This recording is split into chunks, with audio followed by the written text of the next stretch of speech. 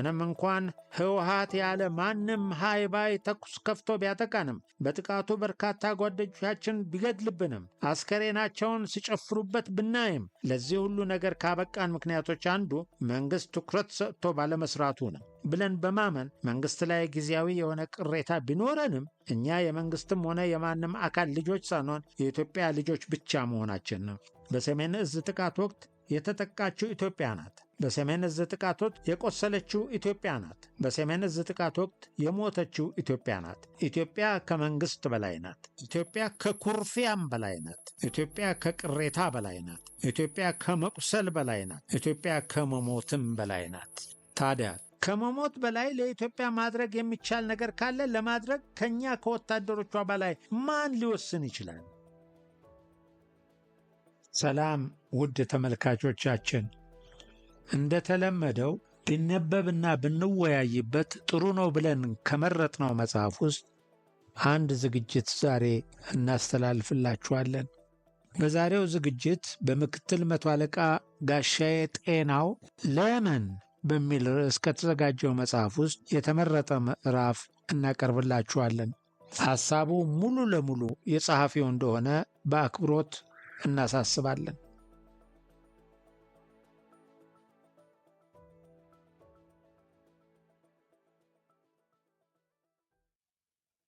ጥቅምት 24 ቀን 2013 ዓ.ም ትግራይ ክልልን ያስተዳድር የነበረው ሕዝባዊ ወያኔ ሓርነት ትግራይ ወይም ህወሓት ከሁለት ዓመት በላይ አሰልጥኖ ባስታጠቀው ልዩ ኃይሉ ትግራይ ክልል ይገኝ የነበረውን በመከላከያ ሰራዊት የሰሜን ዕዝን አጠቃ። በጥቃቱ በርካታ የሰሜን ዕዝ ወታደሮች ተገደሉ፣ የአካል ጉዳትም ደረሰባቸው።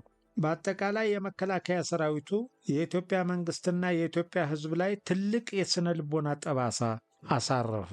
የህወሓትን ጥቃት ተከትሎ በሰራዊቱና በህወሓት ተዋጊ መካከል ግልጽ ጦርነት ተጀመረ። በመከላከያ ሰራዊቱና በህወሓት ተዋጊ መካከል የተጀመረውና መንግሥት የሕግ ማስከበር ዘመቻ የሚል ስያሜ የሰጠው ጦርነት ደም አፋሳሽ ሆኖ የመከላከያ ሰራዊቱ ህዳር 19 ቀን 2013 ዓ.ም የትግራይ ክልል ርዕሰ ከተማ የሆነችውን መቀሌን ሲቆጣጠር፣ የህወሓት አመራሮች ደግሞ ከመቀሌ ወጥተው ተዋጊያቸውን ሰብስበው በረሃ ገቡ።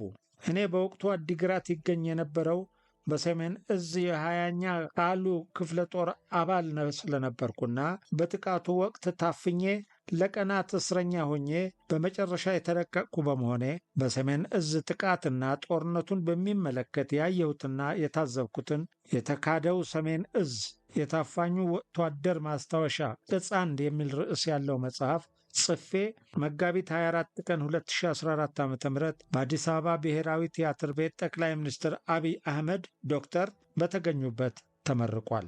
ይህ የሕግ ማስከበር ዘመቻ በሚል የተሰየመውን ጦርነት በዚህ ለምን መጽሐፌ ውስጥ በየህዳሩ ጦርነት እያልኩ ልገልጸው እችላለሁ። ከሕግ ማስከበር ዘመቻ በኋላ የመከላከያ ሰራዊቱ የትግራይ ክልልን ተቆጣጥሮ በየበረሃው የተበተነውን የህወሓት አመራርና ተዋጊ የማደን ግዳጅ ላይ ተሰማራ።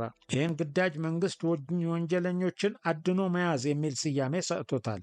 ወንጀለኞችን አድኖ የመያዝ ዘመቻው ከታህሳስ 2013 ዓ.ም እስከ ሰኔ 2013 ዓ.ም ድረስ ባሉት ወራት ውስጥ የተደረገ ዘመቻ ነው። እኔ ከአፈና ከወጣው በኋላ ወደ ትግራይ ክልል በመመለስ ወንጀለኞችን አድኖ መያዝ ዘመቻ ላይ ለግዳጅ የተሰማራው የ51ኛ ክፍለ ጦር የቀድሞ 20ኛ ክፍለ ጦር ሰራዊት አባል ሆኜ ተሳትፌያለሁ። ይህ ወንጀለኞችን አድኖ መያዝ ዘመቻ ከባድና ብዙ የሚያስደስቱ የሚያሳዝኑ ግልጽ ያልሆኑ ነገሮች የታዩበት ዘመቻ ነው። እጅግ ውስብስብ ነው። የኖርኩት በመከራ ነው። ለምን? ያ ኖሬ ያለፍኩት በመከራ የተሞላ ዘመቻ ነው። ያ በመከራ የኖርኩት ጊዜ ስጽፈውም መከራ ሆነብኝ። እናም በመከራ የኖርኩትን በመከራ ጻፍኩት። ይህ መጽሐፍ ለእኔ ልዩ ነው። ምክንያቱም እጅግ ተፈትኜበታለሁ። የወንጀለኞቹን አድኖ መያዝ ዘመቻን በዚህ መጽሐፍ ሩቡን እንኳን በተለያዩ ምክንያት ጽፌዋለሁ ብዬ አላምንም። ይህ መጽሐፍ ለምን የሚል ስም ይኑረው እንጂ የተካደው ሰሜን ዕዝ የታፋኙ ወታደር ማስታወሻ ቅጽ 1 መጽሐፍ ቀጣይ ክፍል ወይም ቅጽ 2 መጽሐፍ ነው። በዚህ መጽሐፍ በዋነኛነት ያካተትኩት እኔ የማውቀውን ያየሁትን የሰማሁትንና በወቅቱ በቦታው ሆኜ በማስታወሻዬ የጻፍኩትን ብቻ ነው። ግልጽ ያልሆኑልኝ ሐሳቦችና ትዝብቶችን ደግሞ በጥያቄ አስቀምጫቸዋለሁ። ስለሆነም በዚህ መጽሐፍ እርግጠኛ የሆንኩበትን ብቻ እንዳካተቱ ማሳወቅ እፈልጋለሁ። ይልቁንም የማውቀው ሆኖ ሙሉ መረጃው ያለኝ ሆኖ ያየሁትና የታዘብኩት ሆኖ አሁን በሀገራችን ሕዝባችን፣ ሰራዊታችን ያሉበትን ጥሩ ያልሆነ ወቅታዊ ሁኔታ ታሳቢ በማድረግ በመጽሐፉ ያላካተትኳቸው በርከት ያሉ ነጥቦች አሉ። እነዚህን ነጥቦች ሆን ብዬ የቀነስኳቸው በራሴ ፈቃድ ሲሆን አሁን ቢጻፍ ሀገሬን የሚጎዱ መስሎ ስለተሰማኝ ነው። እኔ ሀገሬን የምወድ ወታደራዊ ነኝ። በምንም ምክንያት ይሁን ሀገሬን የሚጎዳ ነገር ማድረግ ሕሊናዬ አይፈቅድልኝም። እናም ጊዜው ሲፈቅድ ቅጽ 3 ላይ የሚጻፉ ይሆናል። ለሁሉም ጊዜ አለው አይደለም የሚባል። እኔ የሁለት ትልልቅ ግን ፍጹም ተቃራኒ ሙያዎች ባለቤት ነኝ፣ ውትድርናና ጸሐፊነት። እነዚህ ሙያዎች እንደኛ ባለ ሀገር ውስጥ አብረው የማይሄዱ ይልቁንም እርስ በርስ የሚጠፋፉ መስሎ ይሰማኛል። ሁለቱንም ሙያዎች አብሮ ማስኬድ እጅግ ፈታኝ ነው። ይህን ፈተና መፈተን በራሱ ሌላ ትግል ነው። አቤት ትግላችን ብዛቱ!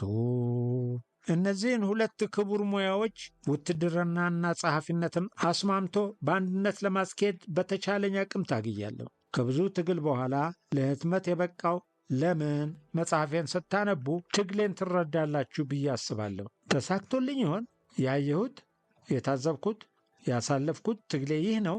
አንብቡኝና በጎ በጎውንና የሚጠቅማችሁን ውሰዱ፣ የማይጠቅማችሁን ጣሉት። ሸጋ ንባብማ ጋሻው ጤናው ቻቻው ምክትል መቶ አለቃ። ለምን? አጭር ጥያቄ ነው። መልሱ ግን ዘላለም ነው። ምዕራፍ 1 ጤና ይስጥልኝ። ሕይወት ሽክርክሪት ናት። ሄዶ መምጣት፣ ደርሶ መመለስ፣ ጨርሶ መጀመር፣ ተኝቶ መነሳት።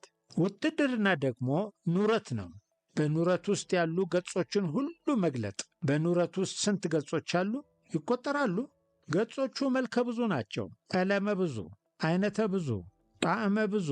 እነሱ እንባ አለባቸው፣ ሳቅ አለባቸው፣ ለቅሶ አለባቸው፣ ጭፈራ አለባቸው፣ ረሃብ አለባቸው፣ ጥም አለባቸው፣ ጥጋብ አለባቸው፣ ደም አለባቸው፣ ሽንፈት አለባቸው፣ ድል አለባቸው፣ እፍረት አለባቸው፣ ኩራት አለባቸው፣ ሞት አለባቸው፣ ሕይወት አለባቸው። ወታደር በዚህ ሕይወት ውስጥ ይኖራል፣ በዚህ ሕይወት ውስጥ ያልፋል። ይሄ ሕይወት ከባድ ነው። ይሄ ሕይወት አሰልቺ ነው። ይሄ ሕይወት መራራ ነው፣ ግን ይጥመኛል። ስኖርበት ተደስቼ፣ ሳልፍበት ኮርቼ ነው። ወታደር ነኛ፣ ወታደር ነኝ። ለዚያውም የኢትዮጵያ። ራሴን እንደተመረጠ፣ እንደታደለ፣ እንደተመረቀ ሰው ቆጥረዋለሁ። በስሜ ወይም በግል ማንነቴ አይደለም። አንድም ኢትዮጵያዊ፣ ሁለትም የኢትዮጵያ ወታደር በመሆኔ እንጂ። ደግሞ የሰሜን እዝ አባል ነበርኩ። አስታወሳችሁ የሰሜን እዝን ጥቃት? ስንቶቻችሁ ረስታችሁት ይሆን? የተካደው ሰሜን እዝ የታፋኙ ወታደር ማስታወሻ ቅጽ 1 መጽሐፌን እንድታነቡ ጋብዣችሁ አለፍኩ። ከአሁን በፊት እንዲህ ሆነ። ጥቅምት 24 ቀን 2013 ዓ.ም ህወሓት በትግራይ ክልል የሚገኘው የሰሜን እዝ የመከላከያ ሰራዊት ላይ ጥቃት ሰነዘረ። ቀናትን በፈጀው የህወሓት ተዋጊ ጥቃት ብዙዎቹ የሰሜን እዝ አባላት ተሰዉ። ብዙዎቹ ወደ አጎራባች ሀገራት ኤርትራና ሱዳን ሸሹ። እኔን ጨምሮ አብዛኛው ሰራዊት ደግሞ በህወሓት ተዋጊዎች ታፈነ። የሰሜን እዝ ከተጠቃ በኋላ በተቀረው የኢትዮጵያ አካባቢ የነበረው የመከላከያ ሰራዊት ህወሓት ላይ ጥቃት ከፈተ። ሰራዊቱ 1 ወር ባልሞላው ጊዜ ውስጥ ህዳር 18 ቀን 2013 ዓ.ም መቀሌን ተቆጣጠረ። የህወሓት አመራርና ተዋጊ ተበታትኖ በየበረሃው ገባ። ከ1 ወር በላይ በህወሓት ጥቃት ተበታትኖ የቆየው የሰሜን እዝ ሰራዊትም እንደገና ተሰባስቦ ወደ ትግራይ በማምራት የሰሜን እዝን ዳግም መሰረተ። እኔ ከታፋኙ ሰራዊት ውስጥ የነበርኩ ሲሆን ከቀናት የአፈናና እንግልት ጊዜ በኋላ ነፃ ወጥተን ተመልሰን ትግራይ ገብተናል። ገብተን የኖርነውን ያየነውን ያሳለፍነውንና አሁን ያለነው መቀሌ አቅራቢያ የምትገኘው ኮሃ ከተማ የመቀሌ ዩኒቨርሲቲ መለስ ዜናዊ ካምፓስ ነው። ይህ ቦታ መከላከያ ሰራዊቱ ትግራይን ሙሉ በሙሉ ሲቆጣጠር ለመጀመሪያ ጊዜ ያረፍንበት ነው። ጥቅምት 24 ቀን 2013 ዓ.ም ጀምሮ ጥቃት ሲሰነዘርብን ማዘዣዋ አዲግራት የነበረችው የ20ኛ ክፍለ ጦር አባላት በተለያየ መንገድ ተጉዘን ክፍለ ጦራችንን ፈራርሳ ቆይታ ከ45 ቀናት በኋላ ታኅሳስ 9 ቀን ከየነበርንበት ተሰባስበን ክፍለ ጦራችንን እንደገና የመሰረትንበት ቀን ነው። ቦታው እዚህው መቀሌ ዩኒቨርሲቲ መለስ ዜናዊ ካምፓስ ውስጥ ነው። እዚህ ቦታ የተሰባሰብነው የክፍለ ጦራችን አባላት ያለፉትን 45 ቀናት በጭንቅ ያሳለፍን ሰዎች ነን። ከግማሽ በላይ የሚሆነው የክፍለ ጦራችን አባላት ወደ ኤርትራ ሸሽቶ የነበረና ኤርትራ በመደራጀት በዛላምበሳ በኩል የህወሓትን ተዋጊ እያጠቃ መቀሌ የገባ ኃይል ነው። የተቀረነው ደግሞ ታፍነን የነበርን ነን። የተወሰኑ አባላት ደግሞ በየቦታው ተበታትነው የነበሩ አሉ። በሌላ በኩል በሰሜን እዝ ጥቃት ወቅትና በጦርነቱ ብዙዎቹ የህይወት መስዋዕትነት ከፍለው ከኛ ተለይተዋል። ይህ ሰራዊት ዕድሜ ልኩን ትግራይ የኖረ ሰራዊት ነበር። በኖረበት ረዥም ዕድሜም የትግራይ ህዝብ አንድ አካል ሆኗል። ነገር ግን አሁን ትግራይን እንደማያውቃትና እንደ እንግዳ ጤና ይስጥልኝ ብሎ ነው የገባ። ምክንያቱም ከጥቅምት 24 2013 ዓ.ም በፊት የነበረችው ትግራይና የአሁኗ ትግራይ ለሰራዊቱ ፍጹም የተለያዩ ናቸው። ጤነኛዋ የድሮዋ ትግራይ አሁን ወደ ጤና ቢስ ነች። ጤናዋ ይመለስ ዘንድ ይህ ሰራዊት ይመኛል። ደግሞም ጤናዋን ታገኝ ዘንድ ቀዳሚ ለፊና ደካሚው እሱ በመሆኑ ለጤናዋ ይታገላል። ትግሉ ተጀምሯል። ትግራይ ጤናዋን ታገኛለች ወይስ ጤና ቢስነቷ ይብስባታል? እና እንዳልኳችሁ የዓመታት ቤታችን ትግራይ አዲስ ሆናብናለች። ምናልባት ለእሷም እኛ አዲሷ ሆነንባት ይሆናል። በእርግጥ ሁለታችንም ተቀይረናል። እኛ የድሮዎቹ አይደለንም። ከውጫዊ እኛነታችን እስከ ውስጣዊ ማንነታችን ፍጹም ሌላ ሰዎች ሆነናል። እንዲህ የሆነው ግን ወደን አይደለም። 45 ቀን ሙሉ ታፍኜ ስሰቃይ የኖርኩ ሰው በቀድሞ ማንነቴ ውስጥ ነው ያለሁ ብል ስንቶቻችሁ ታምኑኛላችሁ? ስንቶቻችሁ ውስጥ ትታዘቡኛላችሁ? ለዓመታት በኖረበት ምድር በአንድ ሌሊት ጠላት ተብሎ ሲጠቃ ወደ ኤርትራ ተሻግሮ ነፍሱን ያተረፈ ወታደር በምን አቅሙ በቀድሞ ማንነቱ ውስጥ ሊገኝ ይችላል? ሁላችንም ህመምተኞች ነን። ህመማችን ተመሳሳይ ነው። ምናልባት የምንለያይበት ነገር ቢኖር ህመሙን በምንቋቋምበት አቅማችን ይሆናል። እኔ ህመሙ ካሸነፋቸው አንዱ ነበርኩ። ደካማ ስለሆንኩ አይመስለኝም ህመሙ ያጠቃኝ። እያንዳንዱ እንቅስቃሴ ያለፈ ስቃያችንን በማስታወስ ላይ የተጠመደ ስለነበረ እንጂ። በዚህ ወቅት እንደኔ ስለ ትናንት የሚያስብ ያለ አይመስለኝም። በትናንት ውስጥ መዋል ማደር ደግሞ አለመታደል ነው። እውነት እላችኋለሁ፣ እንኳንስ እንደኛ የከረፋ ትናንትና ያሳለፍነው ይቅርና በሸጋ ትናንት ያለፉ እንኳን ቢሆን ዛሬ ላይ ሆኖ በትናንት ውስጥ ከመዋል ማደር ምንም አይነት ደስታ አይገኝም። ከትናንት ግዙፍ ደስታ የዛሬ ትንሽ ስኬት እንዲሁም የነገን ሚጢጥዬ ተስፋ ትበልጣለች። በእርግጥ ለዛሬያችን መሰረት ትናንት ነው። ትናንት በሰራነው ቤት ዛሬ እንኖራለን። ትናንት በተማርነው ዛሬ እንሰራለን። ነገር ግን ሰው ሁሌም ነገን ናፋቂ ነው። የሚሰራው ማንኛውም ነገር ነገን ታሳቢ ያደረገ እንጂ በፍጹም ለትናንት ብሎ አይደለም። ምናልባት አንዳንዴ ትናንትን ሊዘክር ይችላል። ያን የሚያደርገውም ለነገ ይጠቅመኛል ብሎ ሲያስብ ብቻ ነው። እኔ እንኳን በአቅሜ 10 ዓመት መከላከያ ውስጥ ኖሬያለሁ። በእነዚህ ዓመታት ብዙ ከፍታና ዝቅታዎችን አይቻለሁ። የአሁኑ ዝቅታ ግን የተለየ ነው። የሌለ የሚመስል ዝቅታ በእርግጥም የለም። በዓለም ላይ ያለ ወታደር የእኛን አይነት ወርዶ ዝቅ አላለም። የትኛው ወታደር በራሱ ሕዝብ ተጠቅቶ ያውቃል? በምትጠብቀው ሕዝብ መጠቃት በምን አይነት የዝቅታ ልክ ይገለጻል? ብቻ እኛ ተንሸራተን ከጥልቁ ተፈጥፍጠናል። ባዶች፣ ምንም የሌለን ሌጣ ሆነናል። ግን ለጊዜው እዚያ ዝቅታ ውስጥ ነን እንጂ ዘላለም አንኖርም። ዝቅታና ከፍታ የወታደር ሕይወት ቢሆንም ወታደር በሕይወት እስካለ ድረስ ጥቂት ዝቅታዎችና ብዙ ከፍታዎችን ይኖራል። ብዙ ዝቅታ የሚኖር ወታደር ግን በሕይወት አለ ለማለት ይከብዳል። ኑረት ተጀመረ። እዚህ ቦታ ከባዶ ተነስተን ሕይወትን እንደ አዲስ ሀ ብለን ጀምረናል። ከሚበላ ጀምሮ እስከ ማብሰያ ዕቃና ልብስ ድረስ ምንም ስላልነበረን ከዜሮ ጀምረን ኑሮን መስርተናል። ይሄ ኑሮ እንግዳ ነው፣ የማናውቀው አዲስ፣ ባላሰብነው ጊዜ የተከሰተ ኢ መደበኛ ኑሮ የኖርንበት እንደ አዲስ የመጀመርና የመላመድ የውትድርና ሀሁ። በእስካሁኑ ሕይወታችን ተመሳሳይ ሊባል በሚችል የውትድርና ውሎ አዳር አልፈናል። በየካምፕ መኖር፣ ሰዓት ተመድቦልን ዋርድያ መጠበቅ፣ ለቁርስ፣ ምሳ፣ እራት መሰለፍ፣ ዳቦ መመገብ፣ መሰልጠን ያለፍንባቸው ውትድርና ሕይወት ናቸው። እነዚህ ነገሮች አሁን ተቀይረዋል፣ አለያም ተረስተዋል፣ ወይም በከፊል ተበውዘዋል። ሰው ስንት ጊዜ ነው የሚኖር? ሕይወት ስንት ነው? ይጀመራል፣ ያልቃል፣ እመነኝ፣ የኖርከውን ሕይወት እንደ አዲስ መጀመርን የመሰለ የሕይወት እርግማን የለም። ወደ ትግራይ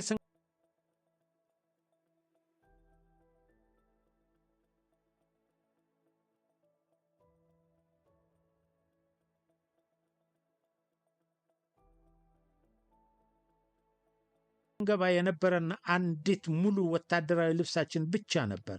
ከአፈና የወጣነው ኮምቦልቻ እያለን ትጥቅና ልብስ እንዲመጣልን የጠየቅን ቢሆንም የመጣልን ግን ልብሱ ብቻ ነው። ትጥቅ መያዝ የጀመርን መቀሌ ዩኒቨርሲቲ ገብተን ነው።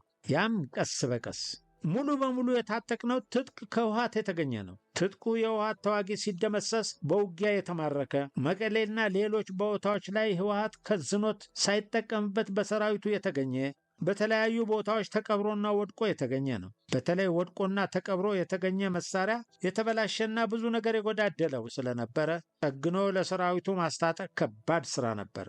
ሙያዬ መሳሪያ ጥገና አይደለ። ዩኒቨርሲቲ የቆየንባቸው ቀናት አዲስ የውትድርና ህይወትን የተለማመድንባቸው ናቸው። መከላከያ ኮቾሮና አስቃጥላ በየጊዜው ያቀርብልናል። እኛም እየዋልን እያደርን ስንሄድና ኑሮውን ስንለምደው የተወሰኑ ምግብ መስሪያ ዕቃዎችን በማሰባሰብ ባገኘነው ነገር ምግብ ሰርተን መብላት ጀመር። ኮቾሮውን ወቅጠን በአስቃጥላ ፍርፍር እንሰራለን። ያ የኮቾሮ ፍርፍር የመጨረሻው ትልቁ ምግባችን ነው። መደበኛው ምግባችን ደረቅ ኮቾሮ በውሃ እያማጉ ወይም በቆርቆሮ የታሸገ ወጥ እየጠቀሱ መብላት ነው። ይህ የኮቾሮ ፍርፍር ጠዋት ተበልቶ ማታ የማይደገም እጅግ አሰልቺ ቢሆንም አማራጭ ስለሌለንና በጦርነት ውስጥ ላለ ወታደር የቅንጦት ምግብ የሚባል ስለሆነ ደስ እያለን እንመገባለን። ይህ የተሻለው ኑሮ ነው። እኛ ስታፎች ስለሆንን እሳትንም የወዳደቀ ድስትም አግኝተን እንሰራለን እንጂ ሁሉም ሰራዊት እንደዚህ አይመገብም። እግረኛው ሰራዊት እንኳን ሰርቶና ፈርፍሮ የሚበላበት ይቅርና እንደ ልቡ የሚያርፍበት ሁኔታም ቦታም የለውም።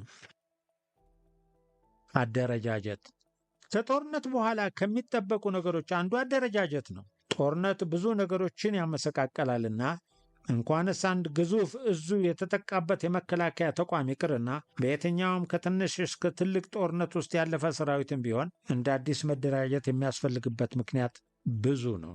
የተመሰቃቀለው መልክ እንዲይዝ በመልኩ ማደራጀት ግድ ይላል። አለበለዚያ የተመሰቃቀለ የመከላከያ ተቋም ይዞ መቀጠል ሀገርን ምስቅልቅል ውስጥ መክተት ነው። ስለዚህ ዩኒቨርሲቲ ከህዳር 28 እስከ ጥር 8 2013 ድረስ በቆየንባቸው 40 ቀናት ዋነኛው ሥራ በህወሓት ጥቃት ተበታትኖ የነበረውን ሰራዊት መልሶ ማደራጀት ነው። ሰራዊቱ በብዙ መልኩ በፊት ከነበረ ተቋም ዝቅ ብሏል እና መከላከያ ውስጥ ትልቅ ክፍተት ተፈጥሯል። የክፍተቱ መገለጫዎች የተቋሙ የሰው ኃይል በፊት ከነበረው በብዙ ቁጥር ቀንሷል። የሰራዊቱ ትጥቅ በቁጥርም በአይነትም እጅግ ተመናምኗል። ከፍተኛ የሆነ የአመራር እጥረት አጋጥሟል። ተቋማዊ አደረጃጀቱ በስም ብቻ ያለ ያክል እስከሚደርስ ድረስ ፈራርሷል።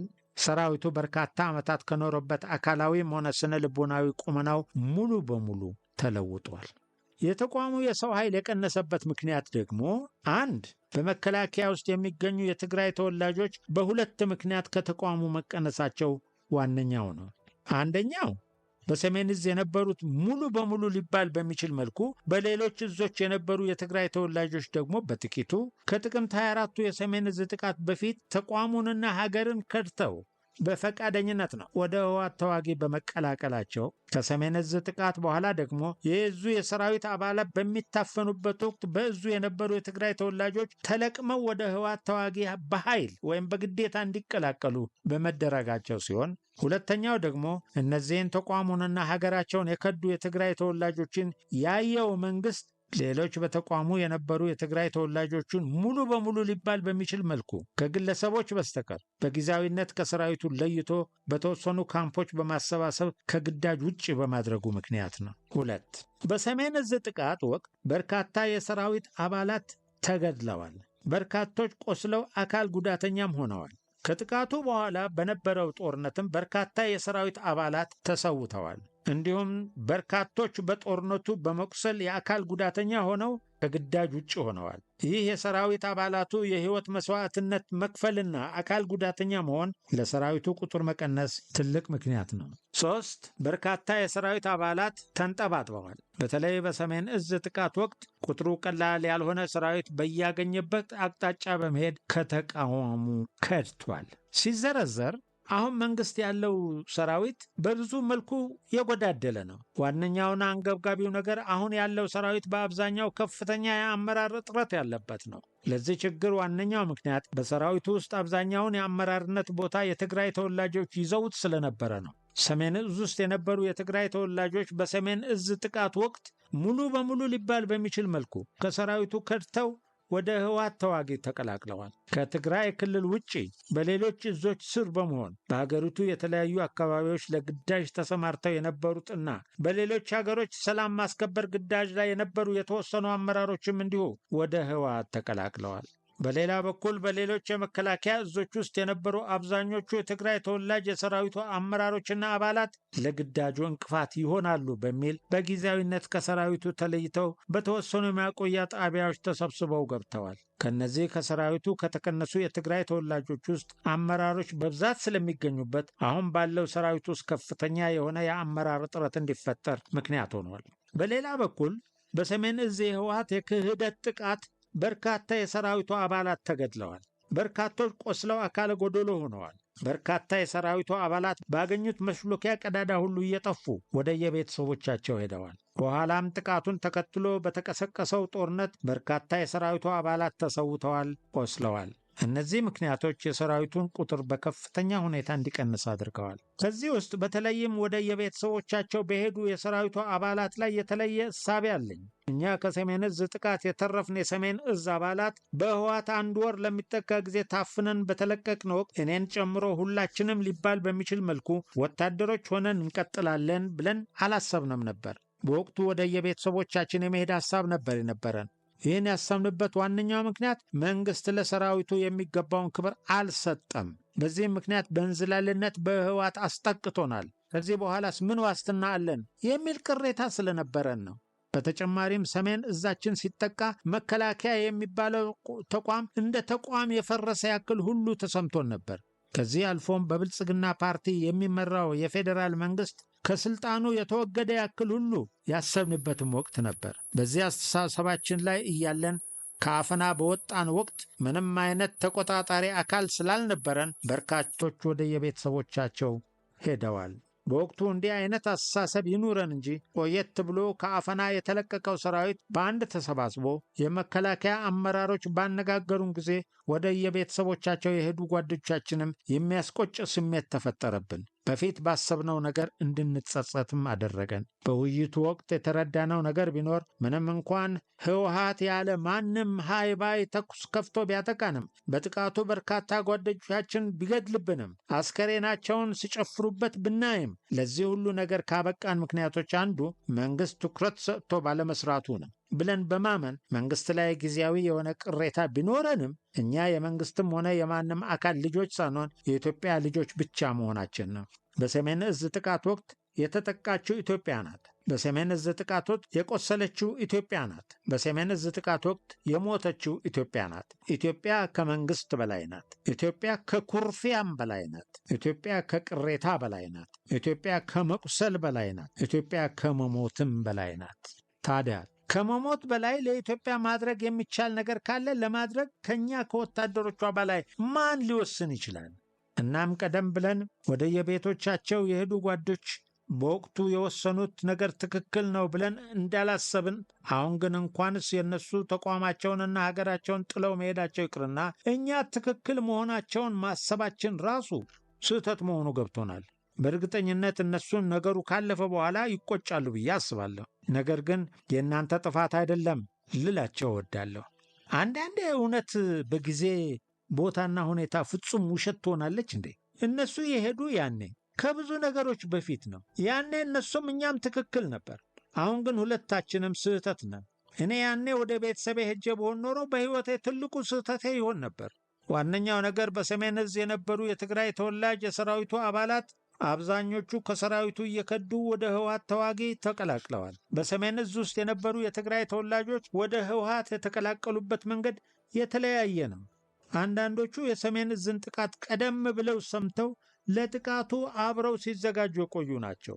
በጥቃቱ ወቅትም ሰራዊቱን ከድተው ከህወሓት ተዋጊ ጋር በመቀላቀል አብረው በየበረሃው ለዓመታት ሲንከራተቱ የነበሩ ጓዶቻቸውን አፈሙዝ አዝረው የገደሉ ሞልተዋል። በሌላ በኩል የሰሜን ዕዝ ጥቃት ሲታቀድ ጀምሮ የማያውቁ ጥቃቱንም ያልደገፉ ይልቁንም ያሳዘናቸው የትግራይ ተወላጅ ጓዶች ሁኔታው ሲፈጠር ብቻ ሌሎችን በማየት ከሰራዊቱ እየከዱ ወደ ህወሓት ተዋጊ ሆነዋል። ደግሞ ከሰራዊቱ መለየት የማይፈልጉ በርካታ ጓዶች ነበሩ። በሰሜን ዕዝ ጥቃት ወቅትም ከሰራዊቱ ጋር ሆነው የህወሓትን ተዋጊ እየተዋጉ የሞቱ የቆሰሉ፣ ከባድ መስዋዕትነት የከፈሉ የትግራይ ተወላጅ የሰራዊቱ አባላት ብዙዎች ናቸው። በሕይወት የተረፉትም ከሰራዊቱ አንለይም በማለት እስከ ሰራዊቱ የታፈነባቸው ቦታዎች ድረስ ከሰራዊቱ ጋር የተጓዙ ሀገር ወዳድ የትግራይ ተወላጅ ጓዶች ቁጥራቸው ቀላል አይደለም። በመጨረሻም የህወሓት ተዋጊዎች አስገድደው ወደ ራሳቸው ሲወስዷቸው እያለቀሱ ከሰራዊቱ የተለዩ ብዙዎች ናቸው። ከዚህ ሁሉ ነገር በኋላ ይህን ሁሉ መከራና ማስገደድ አልፈው በጽናታቸው ከጦርነቱ ጅማሮ የሰሜን ዕዝ ጥቃት ጅማሮ ማለት ነው ጀምሮ ከሰራዊቱ ያልተለዩና አሁንም ድረስ ህወሓትን እየተፋለሙ ያሉ የትግራይ ተወላጅ ጓዶች ከሰራዊቱ ጋር መኖራቸው ደግሞ የሚያስገርመው ጉዳይ ነው። በእነዚህ ሁሉ ምክንያቶች የትግራይ ተወላጅ የነበሩ የሰራዊቱ አባላት በተለያየ ምክንያት ከሰራዊቱ ተቀንሰዋል። ይህ በሰራዊቱ አደረጃጀት ላይ ከፍተኛ ተጽዕኖ ፈጥሯል። የእኛ 20ኛው ክፍለ ጦር አባላት በተለያዩ ቦታ ኤርትራ፣ እፈና በየቦታው ተበታትኖ ተደብቆ የነበረው ሰራዊት አሁን እዚህ ግቢ ተሰባስቧል። በአደረጃጀቱ የመጀመሪያ ሥራ የሆነው አመራሮችን ማስተካከል ነው። በዚህም ክፍለ ጦሯን ለበርካታ ዓመታት በዋና አዛዥነት የመሩትና ከአንድ ወር በላይ በህወሓት ታፍነው የቆዩት ብርጋዴር ጀነራል ኑሩ ሙዘይን በብርጋዴር ጀነራል ወርቅነህ ጉደታ በወቅቱ ኮሎኔል ተቀየሩ። ጀነራል ወርቅነህ ጉደታ ወደ ኤርትራ ተሻግሮ የነበረውን የ20ኛ ክፍለ ጦር ሰራዊት ኤርትራ በማደራጀት እየተዋጉ መቀሌ የገቡ መሪ ናቸው። በዚህ አደራጀት ትልቁ አዲስ ነገር የነበረው የአመራሮች ምደባ ነው። ከዚህ በፊት ከዕዝና ተመጣጣኝ ክፍሎች አዛዦች ጀምሮ ክፍል አዛዦች በ4 ሰዎች የተደራጀ ነበር። አዛዥ፣ ምክትል አዛዥ፣ ለኦፕሬሽናል ምክትል አዛዥ፣ ለሰው ሀብት ልማትና ምክትል አዛዥ ሎጂስቲክስ የሚባል ኃላፊነት ያላቸው 4 ሰዎች በአንድነት ይመሩ ነበር። አሁን ግን 2 ሰዎች ብቻ ናቸው የሚመሩት፣ አዛዥና ምክትል የሚል ኃላፊነት ያላቸው 2 ሰዎች ብቻ። ይህ አመራሮች ከ4 ወደ 2 ሰው መቀየርና መቀነስ በሰራዊቱ አደረጃጀት ትልቁና አዲሱ ለውጥ ነው። ይህም የሆነው ከፍተኛ የአመራር እጥረት በቁጥር ስለነበረ ብቻ ነው። በሌላ በኩል ደግሞ በአደረጃጀቱ በማዕረግተኛ እጥረት ምክንያት በፊት ይተገበር ከነበረውና መከላከያ ካስቀመጠው መስፈርት እጅግ ያነሰ የአመራር ምደባ ተደረገ። የአመራር ምደባው ከሰው ቁጥር መቀነስ ባለፈም የአመራርነት ቦታው ከሚፈልገው ማዕረግና መሟላት ካለባቸው መስፈርቶች እጅግ ያነሰ ምደባ ነው። ለምሳሌ ከጥቅምት 24 በፊት አንዲት ሻለቃ የምትመራ እስከ ኮሎኔል ማዕረግ ባላቸው ከፍተኛ መኮንኖች ነበር። አሁን ግን 100 አለቃዎች ሻለቃ መሪ ሆነዋል። ይህ የሆነው ደግሞ ከፍተኛ የአመራር በማዕረግ ማለት ነው እጥረት ስለነበረ ነው። ቀጣዩ ስራ የማያስፈልጉ ክፍሎች በመበተን ወይም በማፍረስ ወደ ሌሎች ክፍሎች መቀላቀል፣ እንዲሁም የስም ቅያሬ የሚያስፈልጋቸውን ደግሞ ስማቸውን መቀየር ሆነ። በዚህም መሰረት የ4ኛ ሜካናይዝድ ክፍለ ጦር ፈርሳ አባላቱ ወደ ሌሎች ሜካናይዝድ ክፍሎች ሲመደቡ የእኛ ክፍለ ጦር ደግሞ ስሟ እንዲቀየር ተደረገ። የ4ኛ ክፍለ ጦር የፈረሰችው በፊት ታጥቃው የነበረው ከባድ መሳሪያ በጥቅምት 24ቱ ጥቃት ሙሉ በሙሉ በህወሓት ተዋጊ ስለተዘረፈ አሁን ክፍለ ጦሯ ምንም አይነት ትጥቅ ስለሌላት ነው። የ4ኛ ሜካናይዝድ ክፍለ ጦር በመፍረሱና በሀገሪቱ የነበሩት 18 ክፍለ ጦሮች ወደ 17 ዝቅ አሉ። የእኛ ክፍለ ጦር ስሟ እንዲቀየር የተደረገው ደግሞ ህወሓት በ1983 ዓ ም አዲስ አበባ ገብቶ የሀገሪቱ መንግስትነትን የተቆናጠጠበት ቀን ግንቦት 20ን ለማስታወስ የተቋቋመች ክፍለ ጦር እንደሆነች ስለሚታወቅ ነው። በዚህም ለ26 ዓመታት ከ1987 እስከ 2013 ዓ ም ድረስ ማለት ነው ክፍለ ጦሯ ትጠራበት የነበረው 20ኛ አሉ ክፍለ ጦር ስያሜዋ ወደ 18ኛ ክፍለ ጦር ተቀየረ። ነገር ግን 18ኛ ክፍለ ጦር ከአሁን በፊት የነበረችና በ1998 ዓ ም የክፍለ ጦሩ አዛዥ የነበሩት ብርጋዴር ጀነራል ከማል ገልቹ ወደ ኤርትራ መሻገራቸውን ተከትሎ የፈረሰች ክፍለ ጦር ናት። እናም የእኛ ክፍለ ጦር ሰራዊት በፈረሰ ክፍለ ጦር ስም አንጠራም ብሎ ቅሬታ አቀረበ። በሰራዊቱ ጥያቄ መሰረት ክፍለ ጦሯ 51ኛ ክፍለ ጦር ተብላ ለሁለተኛ ጊዜ ስሟ ተቀየረ። ይህ አደረጃጀት ከታች ከጋንታና ከቲም ጀምሮ እስከ ላይ ድረስ የነበረ ነው።